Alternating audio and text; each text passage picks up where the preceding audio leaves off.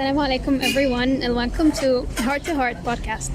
In this podcast we slow down and have genuine conversation about the things that touch our lives, our struggles, our growth and everything in between. In today's podcast, this is the first episode. It's going to be a little bit hectic, but inshallah it's going to be exciting. We will talk about intersectionality, a rather I'm not sure if it's actually a recent theory. So we'll break it down and we will explore how this affects our life and how we can make the best use of it. And now I have someone with me. We'll discuss intersectionality together and talk about our thoughts and personal opinions of how we can apply this theory. Hello, how are you doing? I don't know. I'm doing this for the first time. This is gonna be awkward.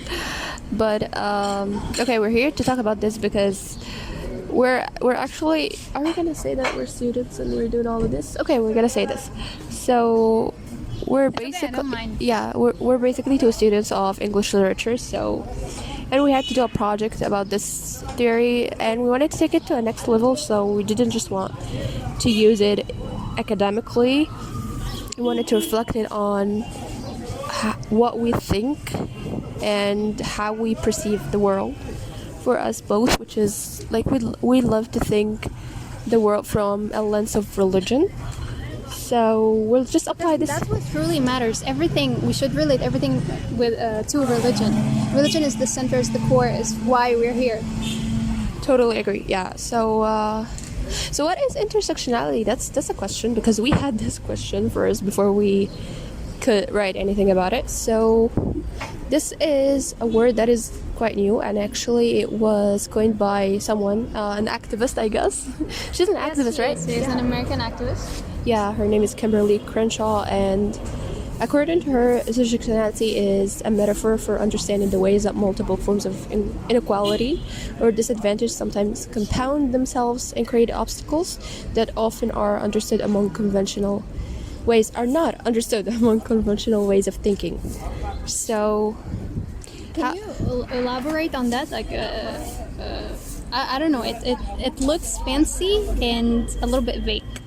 Yeah, well, actually it basically means that someone has, I don't want to say identity structures because still someone it's gonna be vague. So basically it means that someone has more than one quality traits, or not quality or trait, but something about them that make them more different than others. So basically, like, let's give an example. This is gonna be easier, right? So the example that Crenshaw uses is that a woman. So first thing, she's a woman. That's the first identity about her. Second thing, she is, for example, black. That's another identity structure, and then or layer. And then she is poor, for example. So me being a woman, a black woman who is poor, makes me more subject to persecution than just a white woman that is poor, or a black man that is poor. So it's just identity structures that makes people subject to more oppression. To unique forms of oppression. Yes, exactly. So how a man that is black is persecuted by the white community, for example, differs from how a woman is persecuted, because she is persecuted for being black and for being a woman. So yeah, do you think this was elaborate? Yes, it is. And actually, I don't know, I guess everyone who will hear this will feel like this is so relevant to our times, because I mean, I myself, I'm not I don't have one nationality. Like, I'm a mixed exactly. So we are so familiar with this idea of being more than one thing, and I don't think, actually, that's why I was a bit hesitant when I talked first about the theory. Is it recent? It is recent when Crenshaw coined it, but the idea itself is not recent. It's something we've always had as humans. And can you tell us a little bit about the anecdote you told me about?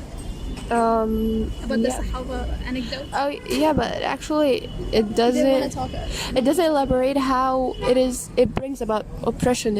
I'm not just talking about oppression here. I'm talking about the idea of having multiple identities. I mean, this is something in our humanity. Like, we as humans, we are different. and we have different levels of identities. I don't And know. I guess by extension, the idea of intersectionality is logically brought to the table, because since we are different, we should understand how these differences make I don't know how these differences makes us see things in a different way, or make other people see us or perceive us in a certain way. Yeah, exactly. It's all about building perspectives. So it's not just about identity structures, it's just about experiences in general. So if I'm a person that experiences if for example, like I've been raised, I haven't been raised actually, I lived in the UAE for a couple of years, and for someone who was my age, lives exactly how I live, has like a similar parents, is in the same class, but actually is raised or have spent those couple of years in Egypt, it's gonna be different. So it's all about experiences. What I have been through makes me who I am, shapes how I see the world. This is about perspective. But intersectionality is all about identity. So it's not an experience that you have lived necessarily. It is who you are. It's more of who you are, not what you've been through. And that what makes it actually not conventional, because why would I be oppressed for who I am? So I understand being oppressed for, or actually even the experiences that I have been through. These experiences, I should not be oppressed for them, if you get me. But intersectionality is all. We're sorry about this, but we're literally in the middle of the street. You have to handle this. All of the sounds of the cars and the beep beeps of Caro. Okay. So yeah. So basically, I was saying that intersectionality is all about who you are, not what you've been through. But this is actually interesting, because I thought, I mean, when we talked about the introvert thing, like I was questioning, can someone who's an introvert, can this be part of his identity, and can we talk about introversion as a layer of oppression in this case? So according to what you said, I guess no, because introversion is more of an experience than of an identity of who the person is, right? Yeah, fair enough. And I think intersectionality is about things that we can change, you know. So we cannot change. So basically I cannot change my race. I cannot change, well, I can change my class. I can do a class upgrade. This can happen. But I can't change who I am or where I do it deliberately. I mean, you don't control in which class you are, or else we could if we choose to be rich. I mean, I will choose to be rich, of course. Exactly. So it's all about the things that we can change. So just it brings wonder that how can a person be persecuted for the things that he was born with and he can change, isn't Exactly. So I guess that's the strongest point about intersectionality. Interestingly though, so why did this theory appear in the first place? Because, I mean, supposedly the West, they did this. They discriminate people according to things they cannot control. Wow, that's interesting. Because if they can change it, and then they will not have a pretext to persecute those people. But if I'm persecuted because I'm black, I can never be white, you know? So I can never change this. So it's a solid pretext to do whatever you want. Yes, exactly. Never To kill change. people, to colonize people. It is an unchanging fact about them. Like, I can change my skin color, I can change my gender, hopefully. No. Yeah, not here at least. So, yeah.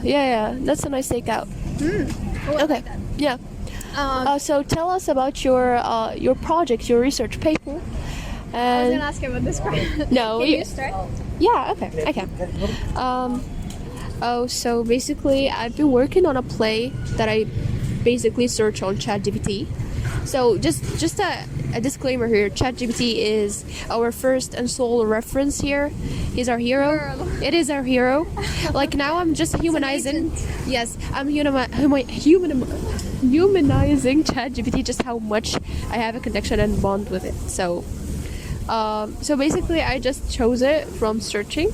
So I asked ChatGPT to search for me, and apparently I got this play. It's called A Raisin in the Sun. and it has been written by a black woman. So this gives a little bit of context here. So basically, the play is all about a family, a poor family, or like we could say like a working class family. So the patriarch of the family died recently, and now they have an insurance check that they want to use for different things. So basically, we have different characters, and each character suffers persecution and segregation, but it's different because each character has other layers of identity. So for an example, we have a woman, we have an old woman, and we have a man. So it's just those different layers of personality or identity leads to different ways of how they deal with the paycheck or the check or the insurance money that they want actually to take or to have to fulfill their dreams. So what are the layers of intersectionality in your work? And what is it called? You didn't tell us the name of the work. I did. You did? Okay. Yeah, I did. So basically the layers are racial discrimination. So basically they are a black family. I didn't mention this before, but they are a black family. That's one thing that is like they're persecuted for. The second thing is that we have women in the family. Of course, the females are going to be persecuted more than males because they are females. We have a guest here. And the third, yeah, it is. She is. So the third layer is, of course, that they are a middle class or a working class family. So yeah, basically, just the way that we approach the research is that, or I approach the research is that I had to approach the research. Exactly, because there is no democracy here. We're in Egypt. Of course, we're gonna do things that we are told to do. So basically, what I did is that I examined each character. So basically, we have the mother. She is called. What is she called? Oh my god, I already forgot my characters. Okay, she's Mama. So the character is called Mama, literally, but she has a name. I don't remember the name, whatever the name is.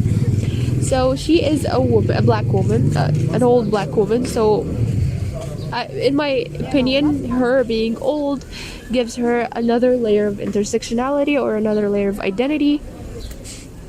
So she wants the money to get a home for the family. So for her, the dream or the American dream is that she wants a home. So she's just all about stability. She just wants to settle down, to have her family beside her. She wants to have a nice home, and yeah, that's been her dream. We have the second character, and I think the second main character is the older son. His name is Walter. So he's all about the money because it's just that he's a man. He has a different way of thinking or a different way of approaching this American dream. So he wants the money to have, like, what can we call it? Dignity. He wants dignity, I guess, mostly. So he as a man, as a poor man, has been lacking in some areas that other men are better in. So actually this is reflected in how he persecutes the women in his life and how he feels or how he has this inferior complexity. So he wants the money for a better job or inferiority complex. Yes, that's what I said. So he wants the money to invest in a liquor store because he wants to have this position in the community or in the society. Money is going to give him this thing that he lacks, or whatever, dignity or high status or whatever. Yes, exactly. And then we have the third character, which is his wife. So actually his wife and the fourth character, which is his sister, are two foils, I guess, because both are women. So both actually experience oppression by him, so he oppressed both of them. But we can see that they deal with it quite differently. So we have the wife.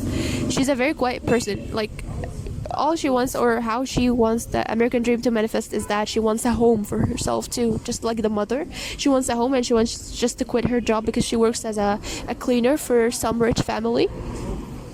So we can see that her dream is part of, like, still stability. It's all about settling down, not doing stuff, or actually it's all about not doing things more than doing more things, you know.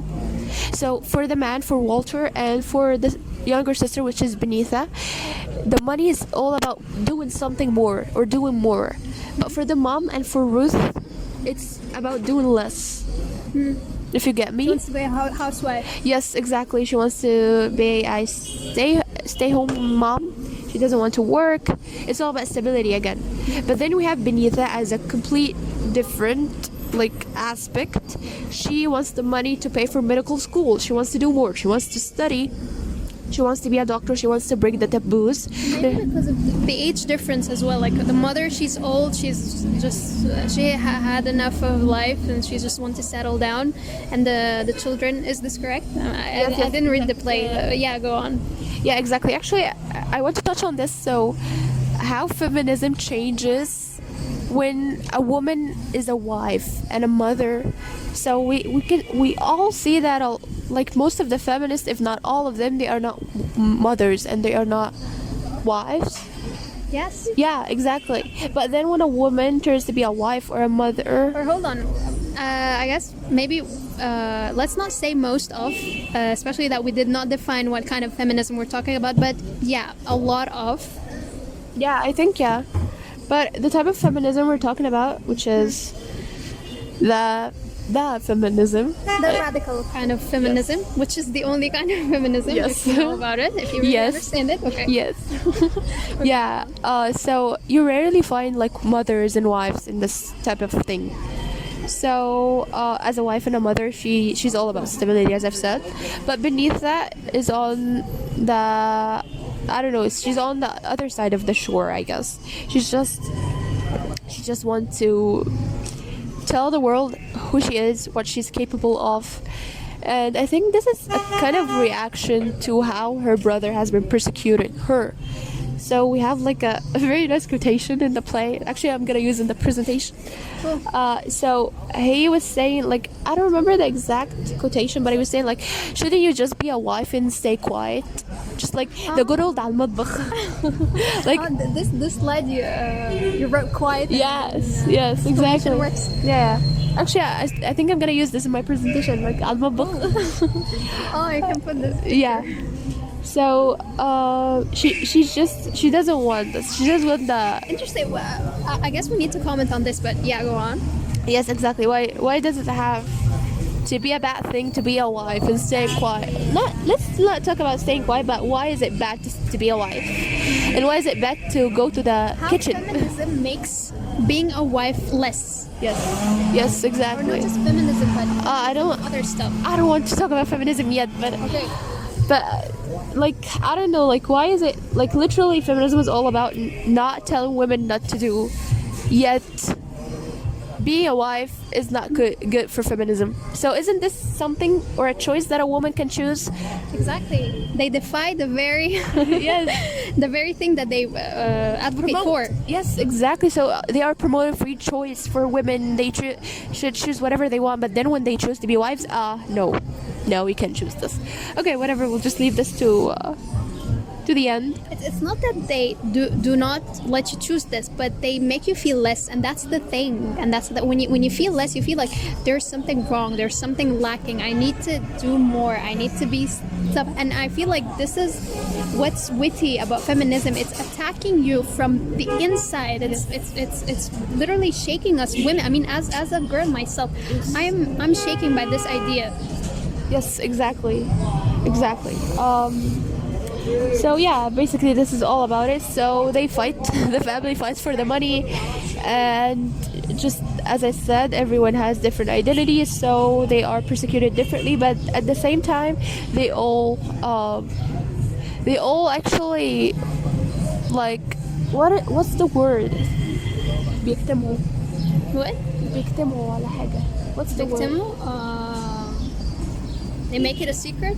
لا بيجتمعوا, they gather.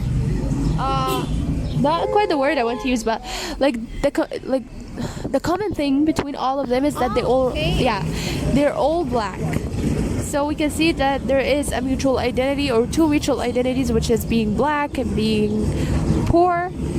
but still, like, the difference of gender just affects, like, makes all the difference. Yeah, so that's all about the play. So at the end, they all just, which is, it's a bit of a weird ending. So basically what happens is that a white man, so they want to buy a house in a white neighborhood, so they go and buy the house, and then a white man comes and say, oh my god, no, you don't have to be there, you can't be there, so we'll give you the money and you can just leave the house. So at the end, all of them, although they all have different identities, different identity structures, they go through different intersectionality and different oppression, they all gather and say like no to that man, and the ending is like they are moving to that house. But do we know what happens to them in this white neighborhood? We're not sure. But in the play, it has been, and actually throughout history, we can see that like black people that actually move to white neighborhood, they experience violence, which is actually, I thought it was quite the opposite. So I thought like black people used to promote violence, that's why they didn't want them in these, or this is how it was propagated, that they are violent, okay. but actually it was vice versa, like they were persecuted and they were subject to Or violence. maybe it was more of a cycle. Like they were oppressed, and then they started oppress people, and they started projecting this hatred and this violence towards others and towards themselves as well. Or, as you said, the black man, he abuses his wife and his daughter, right? Yes, exactly. Yeah, I think, yeah, as I told you, I think all the villains come from a background of oppression. So I don't think that a person that is eventually evil, it's just evil from the inside. So I don't think this is true. I think like every evil person has gone through something that made him evil. Even if he had the seed of evil, I think Have the seed of we do. evil. I mean, yeah, yeah, but a lot of things actually activate it. exactly. And one of these things is oppression. This is the type of thing that you would project on someone else. But that's not an excuse. That's just an explanation. Definitely. We're not here trying to say be bad to people because you were messed up. Of course not. But it is, yeah, an explanation to a lot of things in the world. Yeah, so this is, I guess this is about my paper. And yeah, we'll just leave the assessment to afterwards. Okay, what is your work, and tell us just about it. What type of intersectionality do we have, and all of these things. Okay, so I guess we got a pattern right here. Like my work resembles yours in many ways. Okay, first of all, it's I guess that's a common feature in black works that talk about the black identity. Like they always have the oppression and stuff and racism, and I felt like intersectionality, the rise of intersectionality is meant to address this type of thing, the black identity, especially that Crenshaw herself is a black woman. And yeah, they actually have the right to do this, since black people, they have been suffering a lot throughout history. And after we finish this part, I want to talk about how intersectionality, like other cases, other examples of intersectionality beyond the black, beyond black communities. So my work, briefly, it is The Bluest Eye by Toni Morrison. For me, it's not really. I mean, it's a good novel, but it's kind of powerful and heartbreaking. So I don't really recommend that you read it, especially if you do not like grotesque stuff. So it follows the story of Pacola Braidlove. She's a young black girl who believes that if she had blue eyes, she would be beautiful. That's why the novel is called The Blue Eyes.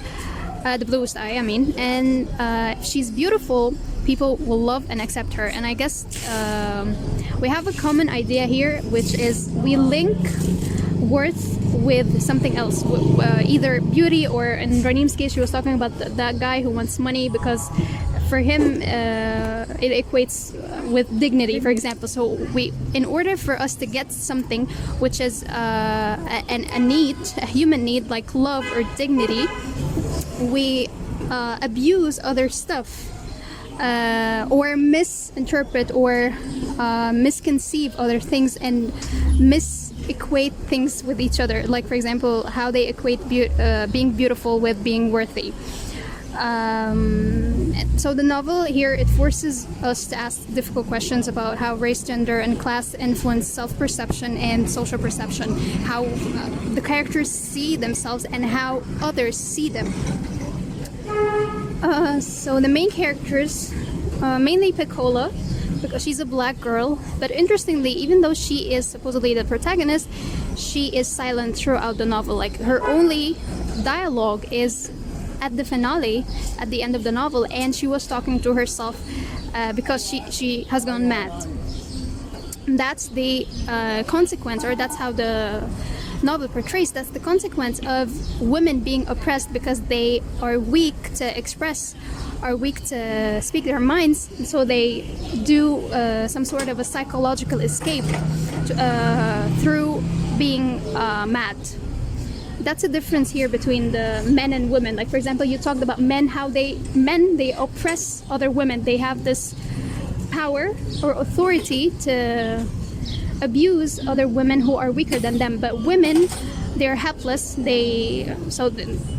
One of the ways that they can escape is psychological ways. For example, like this. I'm not sure if it was a kind of schizophrenia or something, but she was as if her character is splitted and she is talking with the other half of herself. There was some kind of schizophrenia or something. Yeah, so the levels, I'm not going to talk about the novel in details, but generally the levels of intersectionality in the novel are race, gender, and class.